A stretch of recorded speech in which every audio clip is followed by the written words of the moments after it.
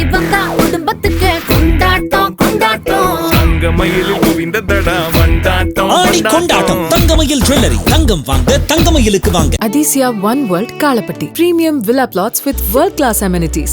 நம்ம கோயம்புத்தூர்ல அதிசயம் நடக்கும் நிச்சயமா. Sivaraj Medical Colleges, Siddha, Homeopathy, Naturopathy and Yoga. Government fixed fees only. Contact 9842721500. உலக தமிழர்கள் அனைவருக்கும் வணக்கம். இன்றைய சிறப்பு நேர்காணல் நம்மோடு இருக்கக்கூடியவர் மூத்த பத்திரிகையாளர் திரு ரங்கராஜ் பாண்டே. வணக்கம் சார். கமல்ஹாசன் ராஜ்யசபா எம்பி ஆயிட்டார். அவர் திமுக தான் இருப்பார். அதுல எந்த குழப்பம் இல்லை. அவர் வேற வழி இல்லை 26ல். அப்புறமே எப்பயுமே வழி இல்லை. அவ்வளோதான். ஏன் அவ்வளோதான். அவர்லாம் ஐக்கியம் ஆயிட்டார். அவர் எந்த கட்சி எம்பிங்க? இப்படி கமல்ஹாசன் எந்த கட்சி எம்பின்னு சொல்ல மாட்டீங்களா? சிவலிங்கம் எந்த கட்சி எம்பி? வில்சன் எந்த கட்சி எம்பி? திமுக. சல்மா எந்த கட்சி எம்பி? கமல்ஹாசன் எந்த கட்சி எம்பி? திமுக எம்பி தானா? கமல்ஹாசனுக்கு சுயேட்சையாக போட்டியிட்டு அதற்கு திமுக உள்ள கட்சிகளுக்கு ஆதரவு தரக்கான வாய்ப்பு உண்டு. ஆமா இருக்கு. அப்படி நடந்துச்சா? அப்ப அவர் என்னவா போட்டிட்டார்? அவ்வளவுதான். அதனால தான் சொன்னேன், அது மதிமுக இல்ல, அது வந்து திமுக. சார் அவரு தானே எம்பி, அவர் கட்சின்னு அப்படியே தானே. ஏங்க இதை உடனே திருமாவளவன் எப்படிங்க பான சின்னத்தில் போட்டிட்டாரு? ஏங்க அவர் வந்து உதயசூரியன் சின்னத்தில் போட்டியில்லை?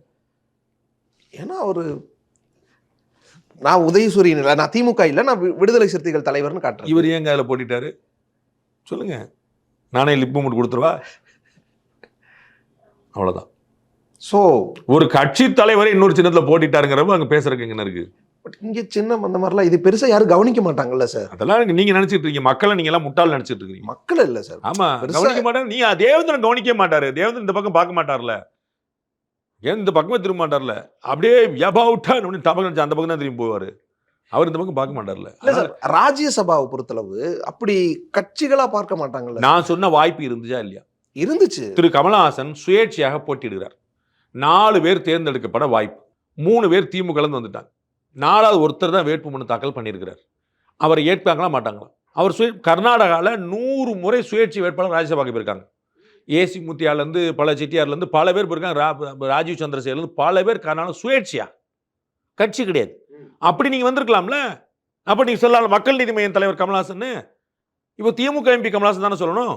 சார் கமல் கட்சி ஆரம்பித்தார், அவர் போட்டியிட்டார், வாக்கு சதவீதங்களை எல்லாம் காட்டினார். இப்போ ஓகே, திமுகவோட தொகுதி உடன்படிக்கை செய்ததில், நாடாளுமன்ற தொகுதி உடன்படிக்கை செய்ததில் இப்போ அவர் போயிட்டார், மாநிலங்களவை சென்றிருக்கிறார். அவருடைய செயல்பாடு எப்படி இருக்குன்னு பார்க்கலாம் சார். அவருடைய செயல்பாடு பாவம் டைம் கிடைக்கும் போதெல்லாம் பேசுவார். அது வந்து எதிர எல்லாருக்கும் புரியணும். அது வந்து அவர் வந்து இப்பயே அவர் வந்து ஒரு ட்வீட் போட்டிருக்கார் பதவி ஏற்ற உடனே. அவர் வந்து தமிழ் தான் என் மூச்சுன்னு எல்லாம் பேசுகிறவர்.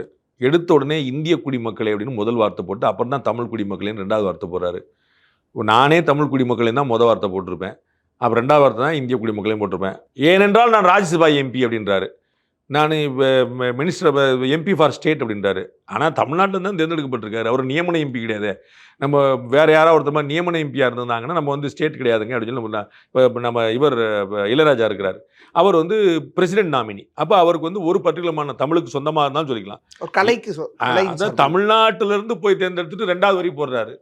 அவ்வளோதான். அப்புறம் ஒரு 3 பக்கம் பெருசாக இருக்கும். நான் வந்து காந்தியை பார்த்து வளர்ந்தவன், பெரியாரை பார்த்து வளர்ந்தேன். காமராஜருக்கும் பெரியாருக்கு என்ன சம்பந்தம் எனக்கு தெரியல, பெரியாருக்கும் காந்திக்கு என்ன சம்பந்தம் தெரியல. காமராஜருக்காக பெரியார் பிரச்சாரம்லாம் பண்ணியிருக்காரு. அது வந்து அரசியலுக்காக, அண்ணாவை தோற்கடிக்கிறதுக்காக, திமுகவை தோற்கடிக்கிறதுக்காக பிரச்சாரம் பண்ண யுக்தி அது. கொள்கையில காமராஜருக்கும் பெரியாருக்கு ஏதாவது உடன்பாடு இருந்துச்சா?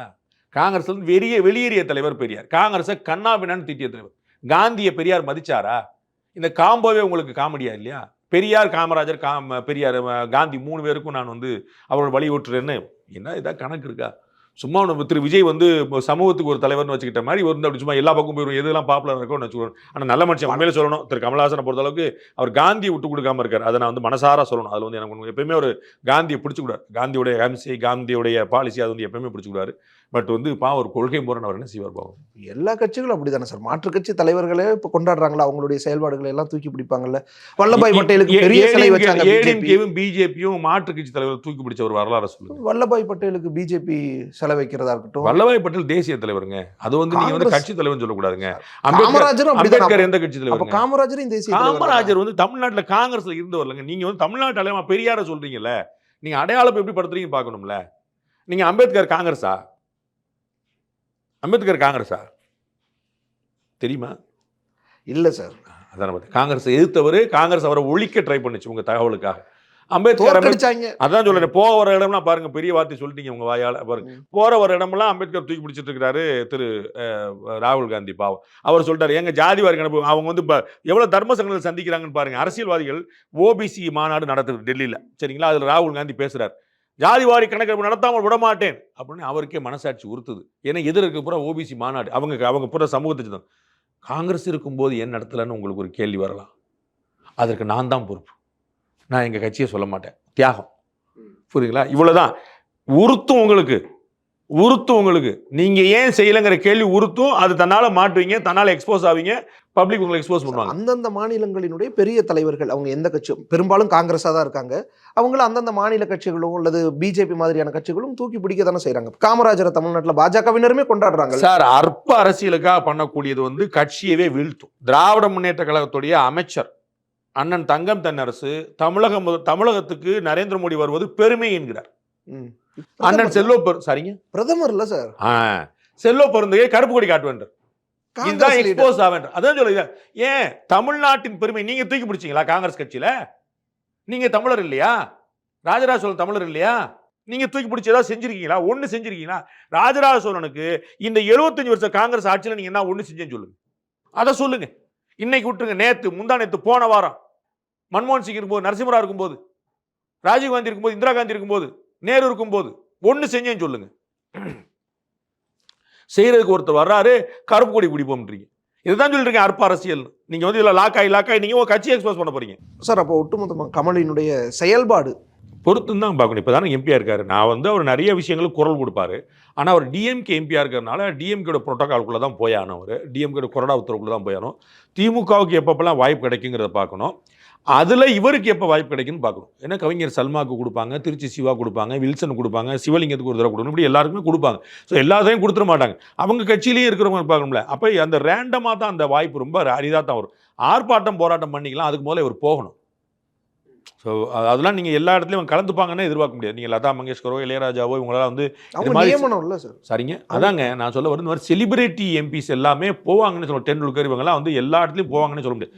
அவங்க போவாங்க, போகாமல் இருப்பாங்க. அதெல்லாம் அவங்களுடைய ஷெடியூலே வேறையாக இருக்கும், ப்ரையாரிட்டியுமே வேறையாக இருக்கும். அதில் வந்து நார்மலாக உள்ளதான். திரு ராகுல் காந்தியே பாதுகாப்புத்துறை அமைச்சருக்கான நிலைக்குழுவில் கலந்துக்க மாட்டேன்றார். அவர் அதில் உட்காந்துருக்காரு.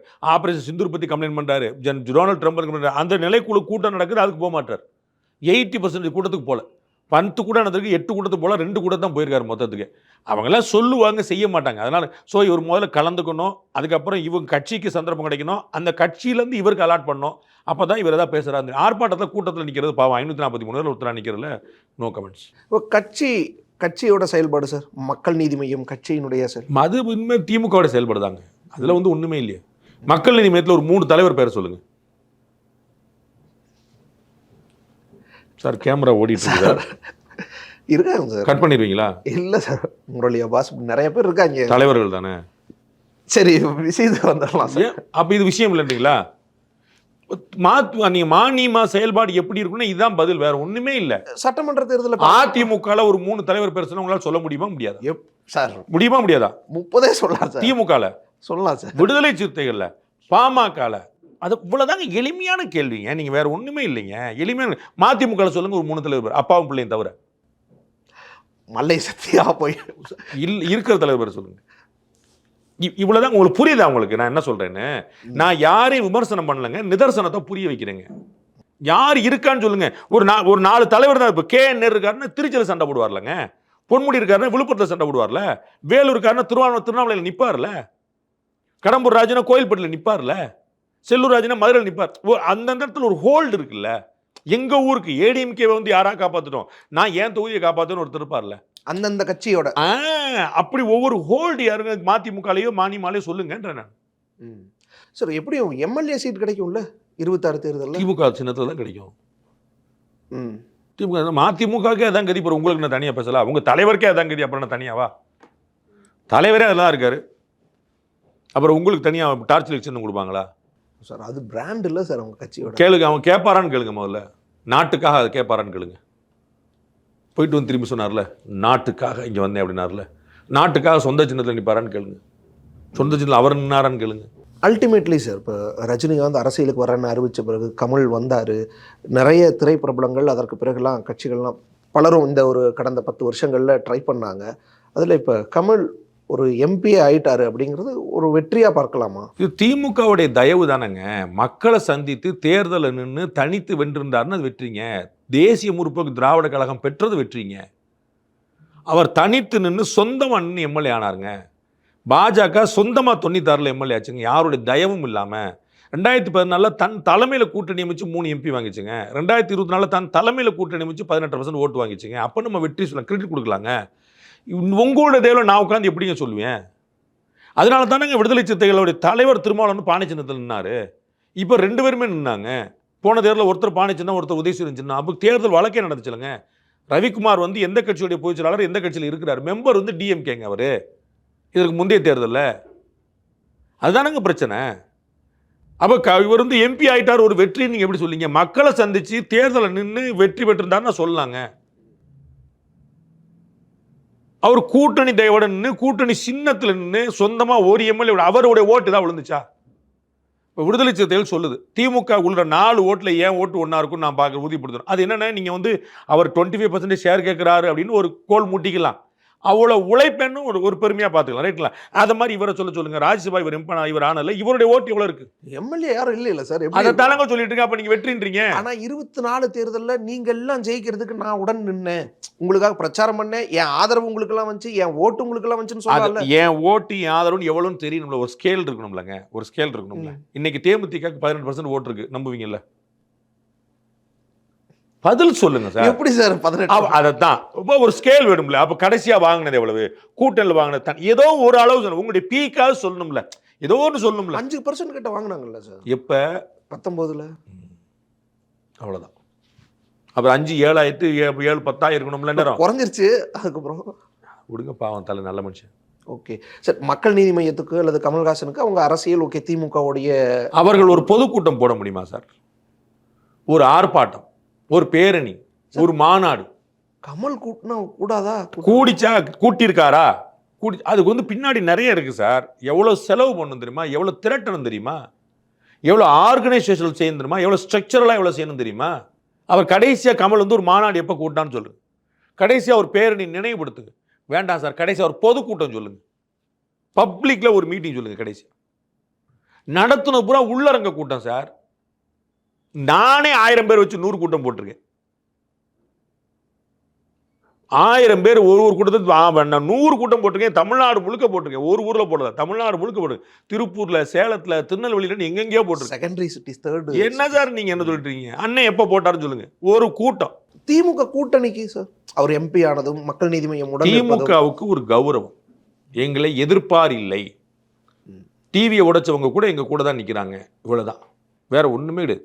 நாங்கள் யாரை தமிழ்நாட்டிலிருந்து வேறொருத்தமோ அவர்கள் எங்களோட கூட இருக்கிறார்கள். காங்கிரஸ் யார் எங்களை துரோகி என்று எதிரே போனார்களோ அவங்க கூட இருக்கார்கள். மதிமுக யார் தேர்தலின் பாதை திடலின் பாதைன்னு சொன்னாரோ அவர் எங்க கூட இருக்கார். விடுதலை சிறுத்தைகள் யார் வந்து இந்தியன் முஸ்லீம் லீக் வந்து எங்களுக்கு சாதமாக இருக்குது, நாங்கள் எங்களுக்கு இஸ்லாமியர்களுக்கு பிரதிநிதித்துவம் கிடைக்கலன்னு கோச்சுக்கிட்டு ஜெயலலிதா கூட போனாங்களோ அவங்க எங்க கூட இருக்காங்க. ஜவாஹிருல்லா ஏடிஎம்கே ஆரம்பித்த போது அவங்களோட கூட்டணி வச்சிருந்த கம்யூனிஸ்டுகள் இன்னைக்கு எங்க கூட இருக்கிறாங்க. 2 பேரும். இதுதான் எங்களை எதிர்ப்பார் இல்லை அப்படின்னு காட்டுறேன். அதில் ஒரு அக்கௌண்ட்டில் வந்து டிவியை உடைச்ச கமல்ஹாசன் எங்களோட. அவ்வளோதான், வேற ஒன்றும் கிடையாது. இது அது அவங்களுடைய நோபல் கெஸ்டர். அவங்க கொடுக்காமலே இருந்திருக்கலாம். அது அவங்களுடைய பெருந்தன்மை. கொடுக்காமலே இருந்திருக்கலாம். என்ன யார் சண்டைக்கு வந்துட போறா? 24 ஒப்பந்தம் போட்டாங்கல்ல, அது பெருந்தன்மை. ஒப்பந்தம் பெருந்தன்மை தானே. ஒப்பந்தமே பெருந்தன்மையா? திரு உதயநிதி அவர்களுக்கு கமல்ஹாசன் அவர்களுக்கும் நல்ல கெமிஸ்ட்ரி இருக்கு, நல்ல ஒரு அண்டர்ஸ்டாண்டிங் இருக்கு. ஒரு ரொம்ப உதயநிதி அவர்கள் பெருசாக மதிக்கக்கூடிய மிகச்சிலரில் ரொம்ப முக்கியமான ஒரு திரு கமல்ஹாசன். திரு கமல்ஹாசனுக்கு வந்து அந்த பேரன்பு பிடிச்சிருக்கு, ரொம்ப கௌரவமாக. அவ்வளோதான், வேற எதுவுமே கிடையாது. அந்த ஒரு கெமிஸ்ட்ரியில் மொத்தம் ஓடிட்டு. திமுக பெருந்தன்மையோட கமலுக்கு எம்பி கொடுத்துருக்கு. ஆமாம். அப்போ அது உரிய தகுதியோ அல்லது அந்த ஓட் ஷேர் அப்படியானது அது வந்து அவங்க காட்டினாருன்னா பரமசம். தமிழ்நாடு முழுக்க 2026 வந்து ஒரு 100 இடம் பிரச்சாரம் போனார். 2024 போனாருன்னு சொல்லுங்களேன். அங்கங்க போனார்ல சார், பார்த்தோம். அங்கங்க ஒரு சீட்டுக்குள்ள அவ்வளோதான் போக முடியும். ஸோ அப்போ இது திமுகவின் பெருந்தன்மை தான். அதில் வெயிட்டேஜ் கூடுமா சார்? அது இவங்க செயல்பாடை பொறுத்து தானேங்க. தேவேந்திரனை கூப்பிட்டா கம்பெனி உருட்டுருமானா தேவேந்திரனுடைய உழைப்பு பொறுத்து தானேங்க. வந்து அவர் நல்ல மனுஷன், ரைட்டு. அதுக்கப்புறம் அவர் உழைக்கணும்ல. செட்டில் ஆகிட்டே நினைச்சாருன்னா இப்போ இதோட ஓகே எனக்கு எம்பி கிடைச்சிருச்சுன்னு இல்லாம திமுகவுக்காக அல்லது திமுக கூட்டணிக்காக எவ்வளவு வேலை செய்யறாங்க? யார் எம்பி ஆக்குனாங்களோ அவங்களுக்காக உழைக்கணும்ல. ஓகே சார், இந்த அடிப்படையில் அப்போ ஏற்கனவே அதிமுக கூட்டணிக்குள்ள கொஞ்சம் சச்சரவு, இங்கே என்ன பெருந்தன்மையாக கூட நடந்துக்கிறாங்கன்னா அப்போ ஏன்னா அதிமுகவில் தேமுதிக கோச்சிக்கிட்டே இருக்காங்க, எனக்கு எம்பி வாக்குறுதி கொடுத்துட்டு கொடுக்கலேனே இருந்தாங்க. எதிர்க்கட்சி தலைவர் ரொம்ப தெளிவாக சொல்லியிருக்கார், அதிகாரப்பூர்வமாக சொல்லியிருக்கார், ஒரு முறைக்கு 10 முறை சொல்ல. 2026 வரும்போது நாங்கள் ராஜ்யசபா சீட்டை தேமுதிகவுக்கு கொடுப்போம் அப்படின்னு இருக்காரு.